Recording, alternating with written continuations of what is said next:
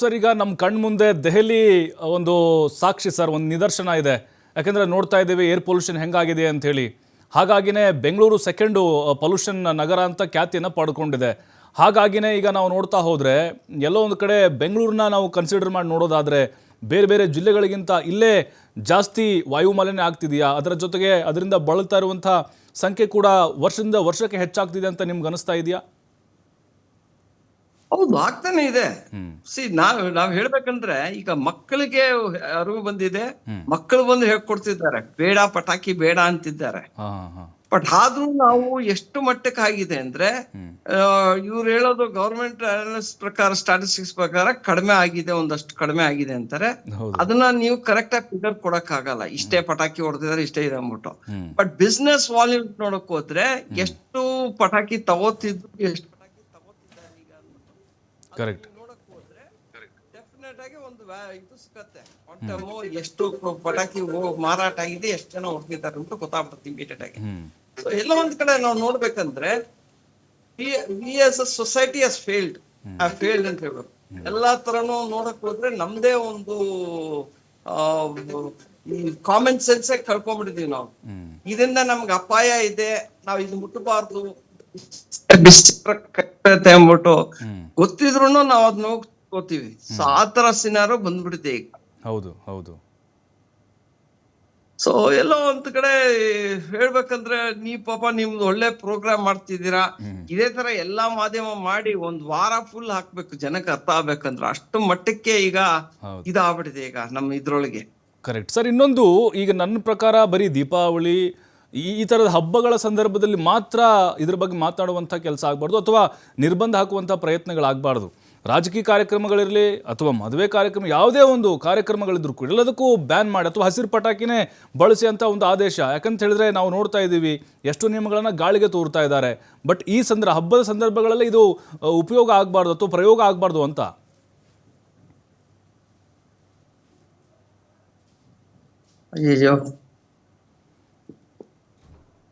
ಮತ್ತೆ ಮತ್ತೆ ಮತ್ತೆ ನಿಮ್ಮನ್ನು ಸಂಪರ್ಕ ಮಾಡ್ತೀನಿ ಸರ್ ನಾನು. ಯಾಕಂದರೆ ನೋಡಿ, ಇಲ್ಲಿ aluminium, barium, chromium, gallium, sulphur, magnesium, manganese, zinc, ಇವೆಲ್ಲ ರಾಸಾಯನಿಕಗಳಿರ್ತವೆ ರೀ ಅಲ್ಲಿ.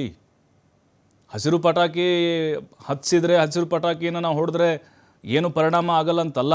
ಪಟಾಕಿ ಅಂದರೆ ಪಟಾಕಿನೇ, ಅದು ಸ್ವಲ್ಪ ಏನೋ ಕಡಿಮೆ ಇರ್ಬೋದು ರಾಸಾಯನಿಕ ಅಲ್ಲಿ, ಅಥವಾ ವೇಟ್ ಕಡಿಮೆ ಇರ್ಬೋದು. ಅದು ಬಿಟ್ಟರೆ ಅದು ಎಫೆಕ್ಟ್ ಆಗುವಂಥ ಪಟಾಕಿನೇ ಆಗಿದೆ. ಅದು 70% ಆಗ್ತಾಯಿತ್ತು ಸಾಂಪ್ರದಾಯಿಕ ಪಟಾಕಿ, ಅಂದರೆ ನಾವೇನು ರೆಡ್ ಪಟಾಕಿ ಅಂತ ಹೇಳ್ತೀವಿ ಅದು. ಇದು ಒಂದು 30% ಆಗುತ್ತೆ. ಪರಿಸರದ ಮೇಲೆ ಖಂಡಿತವಾಗ್ಲೂ ಇದು ಎಫೆಕ್ಟನ್ನು ಕೊಡುತ್ತೆ.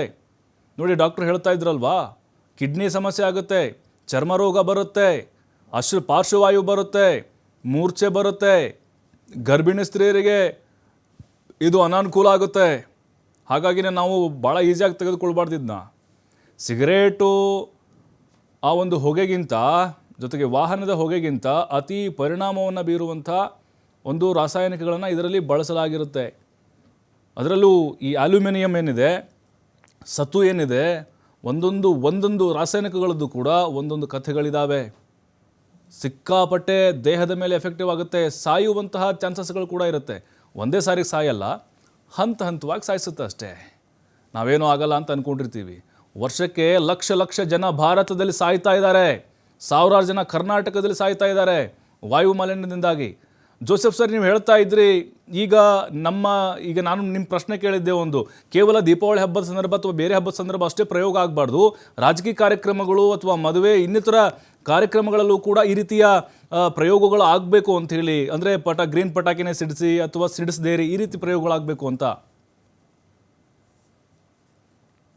ಅಲ್ಲ, ಡೆಫಿನೆಟ್ ಆಗಿ ಜಸ್ಟ್ ಹಬ್ಬದ ಟೈಮ್ ಮಾತ್ರ ಇಲ್ಲ, ನೀವು ಎಲ್ಲಾ ಟೈಮು ನೀವು ಫಾಲೋ ಮಾಡ್ಬೇಕು. ಯಾಕಂದ್ರೆ ನೀವು ನೋಡಿ, ಇದು ಬೇರೆ ನಮ್ಮ ಸ್ಟೇಟ್ ಫೆಸ್ಟಿವಲ್ ಇಲ್ಲ, ಮತ್ತೆ ಮದುವೆ ಅಂತ ಇಲ್ಲ. ಇಂಡಿಯಾ ಮ್ಯಾಚ್ ಗೆದ್ಬಿಟ್ರೆ ಪಟಾಕಿ ಹೊಡಿತಾರೆ ರಾತ್ರಿ ಎಲ್ಲ. ನಿಜ ನಿಜ ನಿಜ. 10 ಗಂಟೆ ಮೇಲೆ ಹೊಡಿಯಂಗಿಲ್ಲ ಅಂದ್ರು 1:30-2 ಗಂಟೆ ತನಕ ಪಟಾಕಿ ಹೊಡಿತಾರೆ ಜನ. ಸೊ ಇವ್ರಿಗೆಲ್ಲ ಏನು ಸೆಲೆಬ್ರೇಷನ್ ಅಂದ್ರೆ ಪಟಾಕಿ ಹೊಡಿಯೋದಂತ ತಗೊಂಡ್ಬಿಟ್ಟಿದ್ದಾರೆ. ಸೆಲೆಬ್ರೇಟ್ ಬೇರೆ ತರ ಮಾಡಬಹುದು. ಹೌದು. ಮನೆಗೆ ಒಂದು ತಿಂಡಿ ಮಾಡ್ಕೊಂಡು ತಿನ್ಬೋದು, ಫ್ಯಾಮಿಲಿ ಜೊತೆ ಕೂತ್ಕೊಂಡು ಮಾತಾಡ್ಬೋದು, ಬೇರೆ ಬೇರೆ ವಿಷಯಗಳು ಇರುತ್ತೆ ಮಾತಾಡೋದೆಲ್ಲ ಮಾಡೋದ್ ಬಿಟ್ಬಿಟ್ಟು ಪಟಾಕಿ ಹೊಡಿತಾರೆ. ಇದು ಸೆಲೆಬ್ರೇಷನ್ ಅಂತೆ. ಹೌದು. ಯಾವ್ದೋ ಇಂಡಿಯಾ ಗೆದ್ಬಿಟ್ರು ಮ್ಯಾಚ್ ಅಂದ್ರೆ ಇನ್ನ ಅಷ್ಟೇ. ಅದು ಇನ್ನ ಪಾಕಿಸ್ತಾನ ಮೇಲೆ ಗೆದ್ಬಿಟ್ರಂತೂ 1 to 100 times ಮೋರ್ ಹೊಡಿತಾರೆ. ಕರೆಕ್ಟ್. ಅದೇನ್ ಉಚಿತನೋ ಗೊತ್ತಿಲ್ಲ. ಪಟಾಕಿ ಹೊಡೆದ್ಬಿಟ್ರೆ ಏನೋ ವಿಕ್ಟ್ರಿ ನಾವ್ ಸೆಲೆಬ್ರೇಟ್ ಮಾಡ್ದಂಗ. ನಮ್ ಲೈಫ್ ನ ಹಾಳು ಮಾಡ್ಕೊತಿದೀವಿ ಅಂತ ಅರ್ಥ ಮಾಡ್ಕೋಬೇಕು. ನಾವ್ ಎಷ್ಟೋ ಜನಕ್ಕೆ ಮುಟ್ಟಾಗಿ ಹೇಳಿದೀವಿ, ದಯವಿಟ್ಟು ಅರ್ಥ ಮಾಡ್ಕೊಳ್ಳಿ. ಯಾರೋ ಮ್ಯಾಚ್ ಆಡೋದು ಯಾರೋ ಹೇಳ್ತಾರೆ, ನಿಮ್ ಲೈಫ್ ನ ಯಾಕೆ ಹಾಳು ಮಾಡ್ಕೋತೀರಾ, ನಿಮ್ ಫ್ಯಾಮಿಲಿಗೆ ಉಸಿರಾಡೋಕ್ ಕಷ್ಟ ಆಗತ್ತೆ ಅಂತ ಹೇಳ್ತೀವಿ. ನೀವ್ ತಿರ್ಗಾಡ್ ನೋಡಿದ್ರೆ ಅವ್ರದ್ದು ಅಷ್ಟೇ, ನಮ್ಮ ಹತ್ರ ದುಡ್ಡಿದೆ, ನಮ್ಗೆ ಅಹಂಕಾರ ಇದೆ, ನಮಗ್ ಕಾಂಟ್ಯಾಕ್ಟ್ ಇದೆ, ಯಾರು ಏನ್ ಮಾಡಕ್ ಆಗಲ್ಲ ಮಾಡ್ತೀವಿ. ಏನ್ ಮಾಡ್ತಾರೆ ನಮ್ ಗವರ್ಮೆಂಟ್, ಸುಮ್ನೆ ಕೂತಿರ್ತಾರೆ.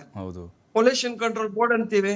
ಪೊಲ್ಯೂಷನ್ ಕಂಟ್ರೋಲ್ ಬೋರ್ಡ್ ಅದ್ರಿಗೆ ಶಕ್ತಿನೇ ಇಲ್ಲ, spineless. Correct. Complete health, wealth zero in front of health. Health ಇಲ್ಲ ಅಂದ್ರೆ ವೆಲ್ತ್ ಇಲ್ಲ. ಅದನ್ನು ನಾವು ದುಡ್ಡು ಕೊಟ್ಟು ಹೆಲ್ತ್ ಹಾಳು ಮಾಡ್ಕೋತಿದೀವಲ್ಲ. ನಿಜ ನಿಜ ನಿಜ. ಅದನ್ನ ದೊಡ್ಡ ಮುಟ್ಟಾಳಗಳು ಯಾರು ಇಲ್ಲ ಅನ್ಬೇಕು. We are suppose to be intelligence species ಅಂತೀವಿ. ಬಟ್ ಇಂಟೆಲಿಜೆನ್ಸ್ ಎಲ್ಲಿ ತೋರಿಸ್ತಿಲ್ಲ ನಾವು. ನಿಜ ನಿಜ ನಿಜ ನಿಜ. ಸರ್, ಇನ್ನೊಂದು ಈ ಗ್ರೀನ್ ಪಟಾಕಿ ಅಂದರೆ ಜನರಲ್ ಕಾನ್ಸೆಪ್ಟ್ ಹೇಗೆ ಬಂದಿದೆ ಅಂತ ಹೇಳಿದ್ರೆ, ಇವು ಪರಿಸರಕ್ಕೆ ಪೂರಕವಾಗಿರುವಂಥ ಪಟಾಕಿಗಳು, ಇದರಿಂದ ಏನೂ ಆಗುವುದಿಲ್ಲ ಅಂಥೇಳಿ. ಈಗ ಪ್ರಮಾಣಗಳು, ಆ ಕೆಮಿಕಲ್ಗಳ ಪ್ರಮಾಣಗಳು ಕಡಿಮೆ ಇರುತ್ತೆ ಅಷ್ಟೇ, ಬಟ್ ಎಫೆಕ್ಟ್ ಅಂತೂ ಖಂಡಿತವಾಗ್ಲೂ ಆಗುತ್ತೆ. ನನ್ನ ಪ್ರಕಾರ ಈ ಉತ್ಪಾದನೆ, ಮ್ಯಾನುಫ್ಯಾಕ್ಚರಿಂಗ್ ಏನಿದೆ ಅದನ್ನೇ ಕಂಪ್ಲೀಟ್ ಬಂದ್ ಮಾಡಬೇಕು ಅಂತ. ಅದು ಸಾಧ್ಯ ಇಲ್ಲ ಅಂತ ಅನ್ಸುತ್ತಲ್ವಾ ಸರ್? ಅದಕ್ಕೆ ಅಷ್ಟಕ್ಕೆಲ್ಲ ಕೈ ಹಾಕಲ್ಲ ಅಂತ ಅನ್ಸುತ್ತೆ ಸರ್ಕಾರಗಳೆಲ್ಲ. ಅಲ್ಲ, ಅದು ಮಾಡಕ್ಕೆ ಇವ್ರಿಗೆ ಪೊಲಿಟಿಕಲ್ ವಿಲ್ ಬೇಕು. ಯಾಕಂದ್ರೆ ಈಗ ನೀವು ಒಳ್ಳೆ ಕ್ವಶನ್ ಕೇಳಿದ್ರಿ. ಈಗ ಏನಾಗ್ತಿದೆ, ಪ್ಲಾಸ್ಟಿಕ್ ಬ್ಯಾನ್ ಅಂದ್ರು. ಹೌದು. ಪ್ಲಾಸ್ಟಿಕ್ ಬ್ಯಾನ್ ಎಲ್ಲಾಗಿದೆ? ಮೈಕ್ರಾನ್ 22 ಮೈಕ್ರಾನ್ ಮಿನಿಮಮ್ ಇರಬೇಕು. ಆಮೇಲೆ ಸಿಂಗಲ್ ಯೂಸ್ ಪ್ಲಾಸ್ಟಿಕ್ ಇರಬಾರ್ದು ಅಂದ್ರು. ಈಗ್ಲೂ ನೋಡಿ ಮ್ಯಾನುಫ್ಯಾಕ್ಚರ್ ಆಗ್ತಿದೆ. ಈಗ್ಲೂ ನೀವು ಯಾವ್ದೇ ಬೆಲೆ ಮಾರ್ಕೆಟ್ಗೆ ಹೋಗಿ, ಯಾವ್ದೇ ಅಂಗಡಿಗೆ ಹೋಗಿ ನಿಮಗೆ ಪ್ಲಾಸ್ಟಿಕ್ ಕೊಡ್ತಾರೆ. ಕರೆಕ್ಟ್.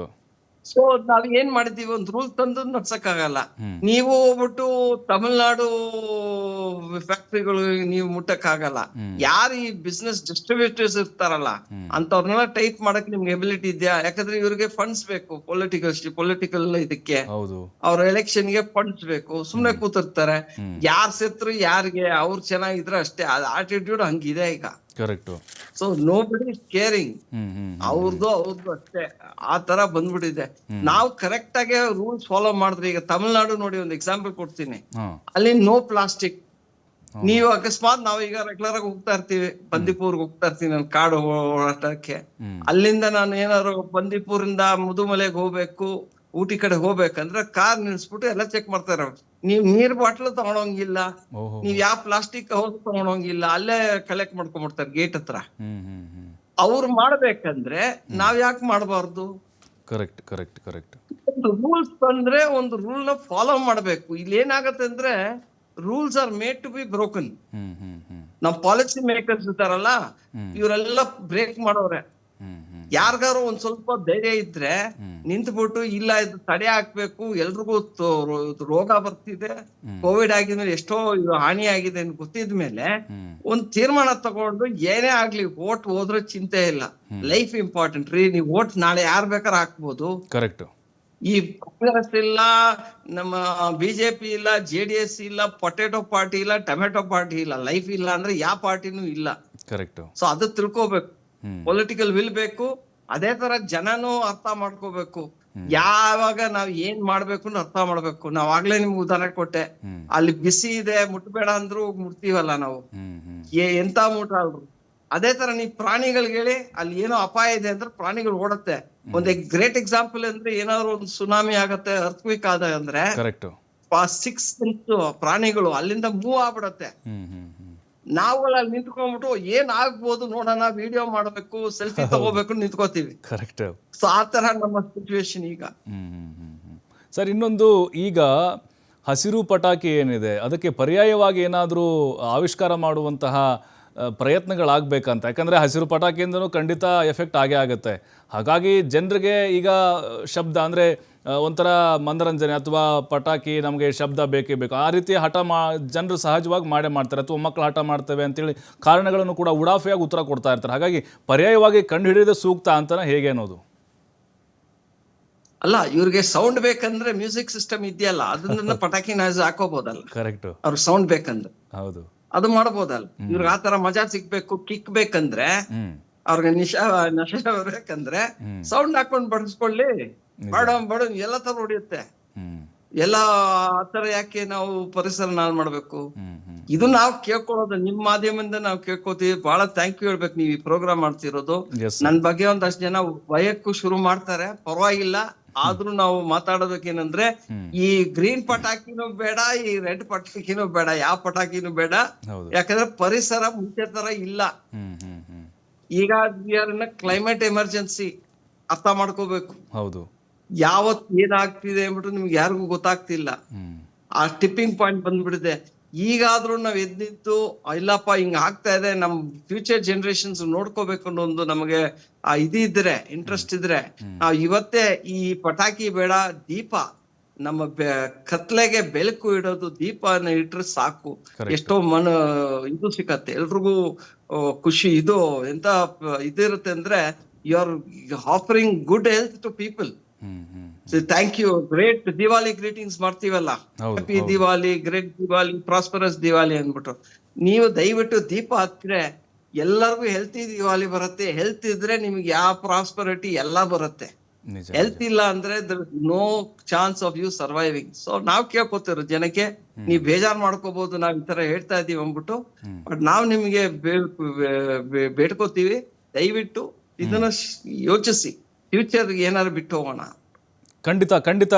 ಜೋಸೆಫ್ ಅವರ್ ಸರ್, ನಮ್ಮ ರಾಜ್ಯದ ಜನರಿಗೆ ಉಪಯುಕ್ತವಾದಂಥ ಮಾಹಿತಿಯನ್ನು ಕೊಟ್ಟರಿ. ಜೊತೆಗೆ TV5ನ ಈ ಅಭಿಯಾನಕ್ಕೆ ತಾವು ನಿರಂತರವಾಗಿ ಕೈ ಜೋಡಿಸಿದ್ದೀರಿ. ನಿಮಗೆಲ್ಲ ನಮ್ಮ ಸಿಬ್ಬಂದಿ ಪರವಾಗಿ ಧನ್ಯವಾದ sir. Thank you sir, thank you. ನೋಡಿದ್ರಲ್ಲ, ಈಗ ಹಸಿರು ಪಟಾಕಿ ಹೊಡೆದ್ರೆ ಏನಾಗುತ್ತೆ ಅಂಥೇಳಿ. ಒಟ್ಟಿನಲ್ಲಿ ಪಟಾಕಿ ಅಷ್ಟೇ, ಎಫೆಕ್ಟ್ ಅಂತೂ ಖಂಡಿತವಾಗ್ಲಾಗುತ್ತೆ. ಅದರಲ್ಲಿರುವಂತಹ ಆ ಕೆಮಿಕಲ್ಗಳಿಂದ ನಮ್ಮ ದೇಹದ ಮೇಲೆ ಯಾವ ರೀತಿ ಪರಿಣಾಮ ಬೀರುತ್ತೆ ಅನ್ನೋದನ್ನು ಕೂಡ ನೀವು ತಿಳಿದುಕೊಂಡ್ರಿ. ಸೌಂಡ್ ಆಗಬೇಕು ಅಂತ ಹೇಳಿದ್ರೆ ಅದೇ ಯಾವುದು ಸೌಂಡ್ ಮ್ಯೂಸಿಕ್ ಹಾಕ್ಕೊಳ್ಳಿ. ಪಟಾಕಿ ಸೌಂಡೇ ಬೇಕಂದರೆ ಪಟಾಕಿದೇ ಒಂದು ಮ್ಯೂಸಿಕ್ ಹಾಕ್ಕೊಂಡು ಕೇಳ್ಬೋದಲ್ವಾ. ನೋಡಿ ಎಂಥ ಅದ್ಭುತವಾದಂಥ ಮಾತನ್ನು ಹೇಳಿದರು. ಹಾಗಾಗಿನೇ ಪಟಾಕಿ ಗ್ರೀನ್ ಅಷ್ಟೇ, ಅದ್ರ ಒಳಗಡೆ ವಿಷ ತುಂಬಿರುತ್ತೆ ಅದರಲ್ಲಿ. ಅದೇನೋ ತರಕಾರಿಗಳಿಂದ ಮಾಡಿರುವಂಥ ಹಸಿರು ಪಟಾಕಿ ಅಲ್ಲ ಅದು. ಅದರಲ್ಲೂ ಅಲ್ಯೂಮಿನಿಯಂ ಇರುತ್ತೆ, ಸಲ್ಫರ್ ಇರುತ್ತೆ, ನೈಟ್ರೋಜನ್ ಇರುತ್ತೆ. ಇವೆಲ್ಲವೂ ಕೂಡ ಪರಿಸರದ ಮೇಲೆ ಅಷ್ಟೇ ಯಾಕೆ ನಮ್ಮ ಮೇಲೆ ಜಾಸ್ತಿ ಪರಿಣಾಮ ಬೀರುತ್ತೆ. ನಮ್ಗೆ ಗೊತ್ತಾಗೋದಿಲ್ಲ, 2 ದಿನ ಪಟಾಕಿ ಹೊಡೆದ್ರೆ ಏನ್ರಿ ಆಗುತ್ತೆ. ಈ ಥರ ಉಡಾಫೆ ಕೊಡುವಂಥವ್ರು ಕೂಡ ಇದ್ದಾರೆ. ಹಾಗಾಗಿ ಇದು ಕೇವಲ ದೀಪಾವಳಿಗಷ್ಟೇ ಆಗಬಾರ್ದು. ನಮ್ಮಲ್ಲಿ ಸತ್ತಾಗೂ ಕೂಡ ಪಟಾಕಿ ಹೊಡಿತಾರೆ, ಮದುವೆಗೂ ಪಟಾಕಿ ಹೊಡಿತಾರೆ, ರಾಜಕೀಯ ಕಾರ್ಯಕ್ರಮಗಳಲ್ಲಿ ಪಟಾಕಿ ಹೊಡಿತಾರೆ. ಹಾಗಾಗಿನೇ ಎಲ್ಲ ಕಡೆಗಳಲ್ಲೂ ಕೂಡ ಈ ಕ್ರಮಗಳು, ಸರ್ಕಾರದ ನಿಯಮಗಳು ಇನ್ನೂ ಜಾಸ್ತಿ ಜಾರಿಗೆ ಬರಬೇಕು. ಜನರಲ್ ಅವೇರ್ನೆಸ್ ಬರಬೇಕು. ಈಗ ನಮ್ಮಷ್ಟಕ್ಕೆ ನಾವು ತಿದ್ಕೊಳ್ಬೇಕು ಅಷ್ಟೇ. ಅವ್ರು ಹೇಳಿಲ್ಲ ಇವ್ರು ಹೇಳಿಲ್ಲ ಅಂಥೇಳಿ ಅದು ನಮ್ಗೆ ಗೊತ್ತಾಗಬೇಕು. ಖಂಡಿತ ಹಂತ ಹಂತವಾಗಿ ಮುಂದೆ ಹೋಗ್ತಾ ಹೋಗ್ತಾ ನೀವು ಪರಿಸ್ಥಿತಿ ಹೆಂಗಾಗುತ್ತೆ ನೋಡಿ. ಈಗ ಡೆಲ್ಲಿ ಇದೆ ಅಲ್ವಾ, ಅದಕ್ಕಿಂತ ಬಹಳ ಭೀಕರವಾಗಿ ನಮ್ಮ ರಾಜ್ಯದಲ್ಲೂ ಕೂಡ ವಾಯು ಮಾಲಿನ್ಯ ತೀವ್ರ ಮಟ್ಟಕ್ಕೆ ಹೋಗುತ್ತೆ. ಹಾಗಾಗಿನೇ TV5 ಮತ್ತೊಮ್ಮೆ ಕಳಕಳಿಯಿಂದ ರಾಜ್ಯದ ಜನರಲ್ಲಿ ಕೇಳ್ತಾ ಇರೋದು, ಗ್ರೀನ್ ಪಟಾಕಿಯನ್ನು ಬಳಸಿ. ಮುಂದಿನ ದಿನಗಳಲ್ಲಿ ಕಂಪ್ಲೀಟಾಗಿ ಪಟಾಕಿಯನ್ನು ನೀವೇ ಸ್ವತಃ ತಮ್ಮಷ್ಟಕ್ಕೆ ಬ್ಯಾನ್ ಮಾಡಿ. ಈಗ ಆಲ್ರೆಡಿ ತಂದಿಟ್ಟಿರ್ತೀರಿ, ಸ್ಟಾಕ್ ಮಾಡಿರ್ತೀರಿ, ದುಡ್ಡೆಲ್ಲ ಖರ್ಚು ಮಾಡಿರ್ತೀರಿ. ಅದರಷ್ಟು ಕಡಿಮೆ ಡೆಸಿಬಲ್ ಇರುವಂಥದ್ದು ಏನಿದೆ, ಪರಿಸರಕ್ಕೆ ಪೂರಕವಾದಂಥ ಗ್ರೀನ್ ಪಟಾಕಿಗಳನ್ನೇ ಬಳಸಿ. ತಂದಿರೋರು ಮಾತ್ರ ಈಗೇನು ತರಬೇಕಂತ ಹೋಗ್ತಾ ಇದ್ದೀರಿ, ಅವರು ಸ್ವಲ್ಪ ಆಲೋಚನೆ ಮಾಡೋದು ಒಳ್ಳೆಯದು. ಯಾಕಂತ ಹೇಳಿದ್ರೆ ಅದು ನಿಮಗೆ ಖಂಡಿತವಾಗ್ಲೂ ದೇಹದ ಮೇಲೆ ಯಾವುದೇ ರೀತಿ ಪರಿಣಾಮ ಬೀರಲಿಕ್ಕೆ ಅವಕಾಶಗಳನ್ನು ಮಾಡಿಕೊಡೋದಿಲ್ಲ. ಪಟಾಕಿನ ಹೊಡೆದೇ ಇದ್ದರೆ ಎಲ್ಲರ ಜೊತೆಗೆ ನೀವು ಕೈ ಜೋಡಿಸಿ ಅನ್ನುವಂಥ ಮಾತನ್ನು ನಾವು ಮತ್ತೊಮ್ಮೆ ನಿಮಗೆ ಹೇಳ್ತಾ ಇದ್ದೀವಿ.